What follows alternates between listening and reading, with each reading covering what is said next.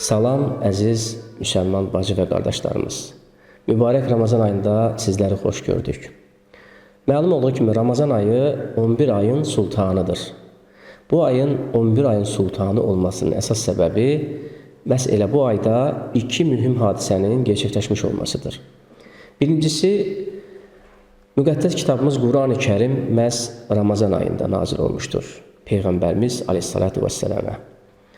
İkinci məqam isə orucun məhz bu ayda icra edilmiş olması, onun sözün əsl mənasında 11 ayın sultanı edir. Oxu əmri ilə başlayan Quran-ı Kərim insana Allah qarşısında, təbiət qarşısında və insanlar, cəmiyyət qarşısındakı məsuliyyətlərini xatırlatır. Əlbəttə, xaliq olan Allah məxluqunu yaxşı bilir və o bilir ki, ayətdə buyurulduğu kimi, o heç də bir mənalı bir varlıq deyil və Allahın insana yanaşması bir mənalı deyil. Necə ki, Tin surəsində buyurduğu kimi, biz insanı gözəl bir şəkildə yaratdıq, sonra onu aşağıların aşağısına indirdik.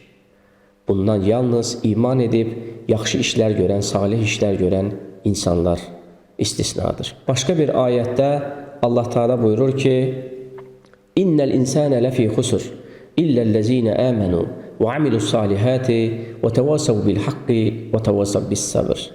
Həqiqətən də insan böyük bir ziyan içərisindədir. Bundan ancaq iman edib yaxşı işlər görənlər, haqqı və səbri tövsiyə edənlər istisnadır.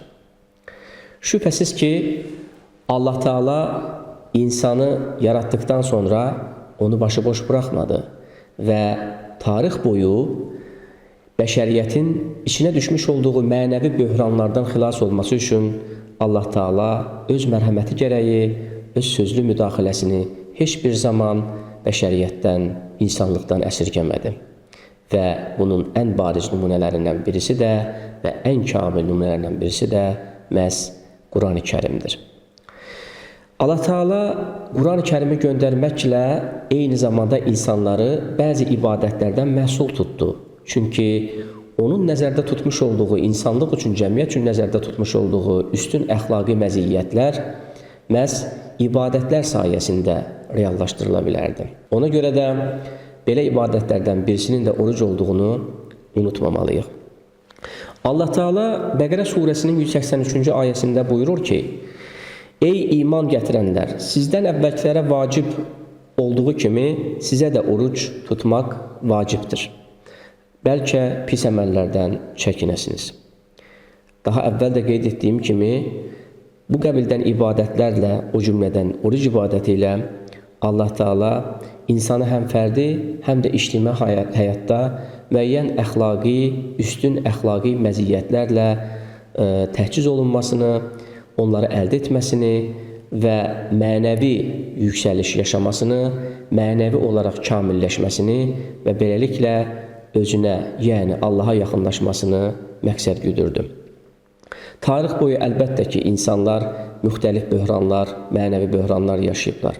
Məsələn, biz İslama qədərki dövrdə Məkkə, Mədinə, yəni Yəsrib şəhərində cəmiyyətlərdə ümumbəşəri dəyərlər bazında müəyyən aşınmaların olduğunu görürük.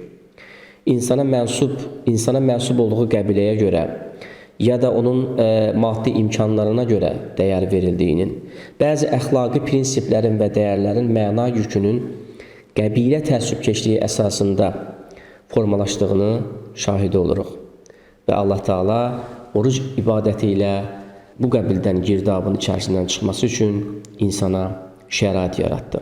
Çünki həm mənəvi, həm də fiziki olan bu ibadətlə insan övladı həyatın mərkəzinə özünü deyil, egosunu deyil, başqalarını da, başqa varlıqları da qoyur, yaşayır. Və ən önəmlisi isə bu ibadətlə insan övladı səbri öyrənir, şükrü öyrənir və digər fəzilətlərə sərmayə yatırır. Məlum olduğu kimi, oruc ibadətinin əslində əhəmiyyətini sadəcə keçmişlə də məhdudlaşdırmaq olmaz. Elə bugünün özündə də olduqca aktualdır. Belə ki, dövr keçdikcə bəşər həyatında baş verən elmi texniki tərəqqi sayəsində qısa bir müddətdə geniş vüsət alan populyar mədəniyyət bəşəriyyətə üst doğrunu təlqin edir və bu üst doğru özlüyündə yalanı, qəbahətləri, ifrat hətta istehlakı ehtiva edən bir reklamçı çağırış ritorikasını ehtiva edir.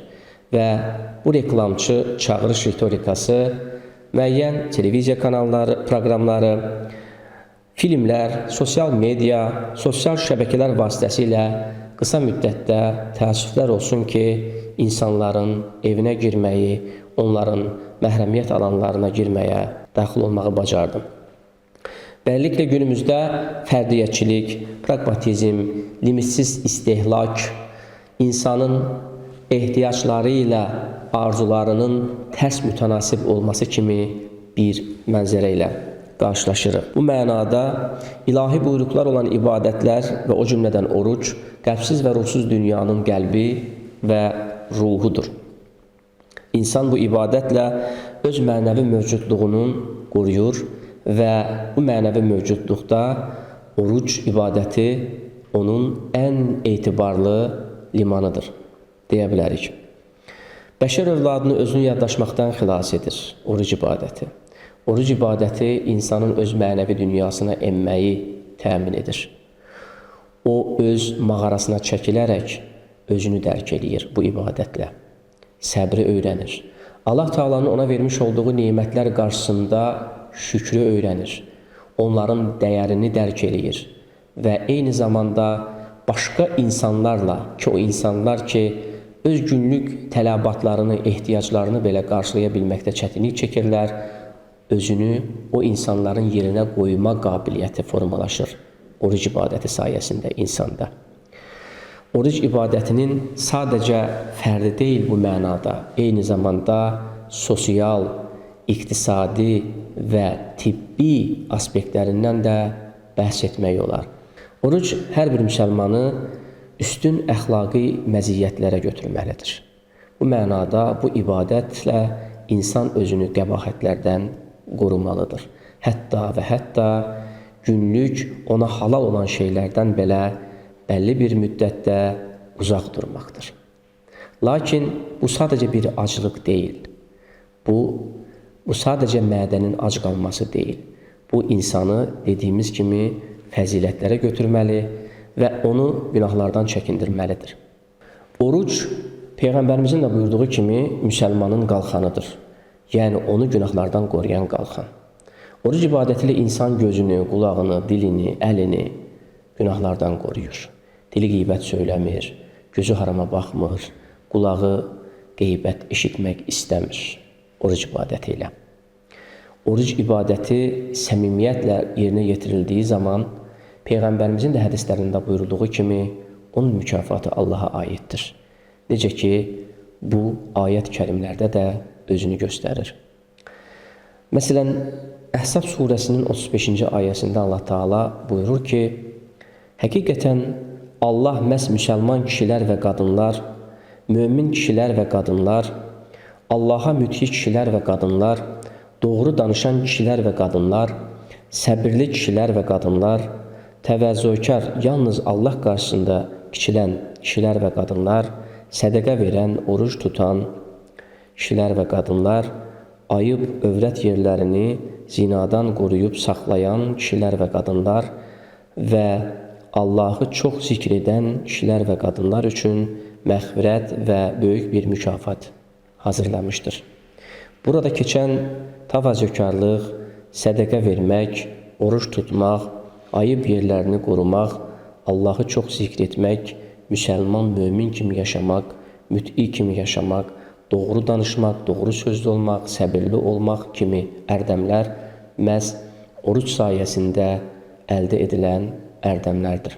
Nəticə etibarilə oruc bizim insan övladının zaman-zaman, vaxt boyatlaşan şəxsiyyətini yeniləyir. Oruc insan şəxsiyyətini bütövləşdirir.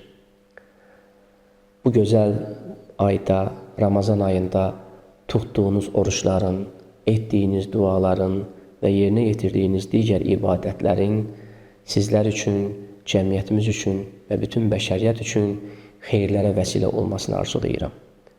Ramazan ayınız mübarək olsun.